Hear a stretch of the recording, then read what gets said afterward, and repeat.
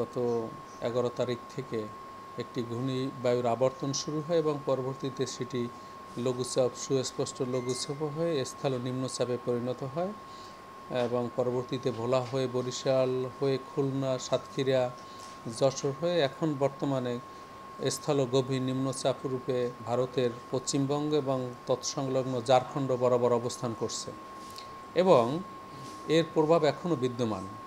এই যে স্থল নিম্নচাপের প্রভাব এবং মৌসুমি বায়ুর সক্রিয়তার কারণে সারা বাংলাদেশেই ভারী থেকে অতি ভারী বৃষ্টিপাত রেকর্ড করা হয়েছে।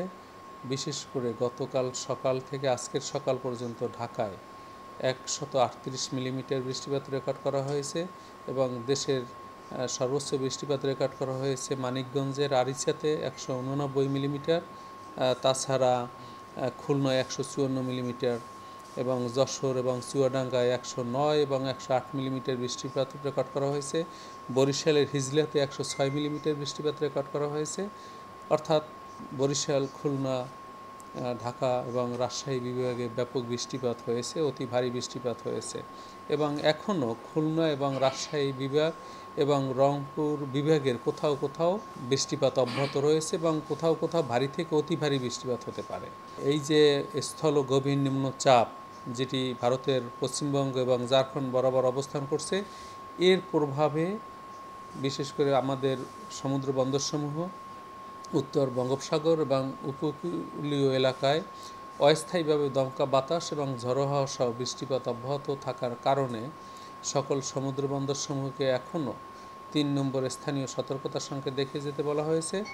তাছাড়া ভারী থেকে অতি ভারী বৃষ্টিপাতের সম্ভাবনা এখনও খুলনা এবং রাজশাহী বিভাগে থাকার কারণে আমরা কিন্তু রাজশাহী এবং খুলনা বিভাগে আগামী 24 ঘন্টার মধ্যে ভারী থেকে অতি ভারী বৃষ্টিপাত হতে পারে এই মর্মে ভারী বর্ষণের সতর্কবার্তাও রয়েছে এবং অভ্যন্তরীণ নদীবন্দরে যেহেতু একটু দমকা বাতাস এবং ঝোড়ো হাওয়া এবং ভারী বর্ষণ অব্যাহত রয়েছে, সেই কারণে নৌযান যাতে সাবধানে চলাচল করতে পারে এই মর্মে আমরা 1 নম্বর সতর্কতা সংকেত দেখিয়ে যেতে বলেছি অভ্যন্তরীণ নদীবন্দরের জন্য। এবং আমরা আশা করছি এই যে বৃষ্টিপাত আগামীকাল থেকে একেবারেই কমে যাবে। কিছু কিছু জায়গায় বৃষ্টিপাতের সম্ভাবনা রয়েছে, শুধু রাজশাহী এবং খুলনা বিভাগে বৃষ্টিপাত অব্যাহত থাকতে পারে। অন্য বিভাগগুলোতে বৃষ্টিপাতের তীব্রতা একেবারেই কমে যাবে।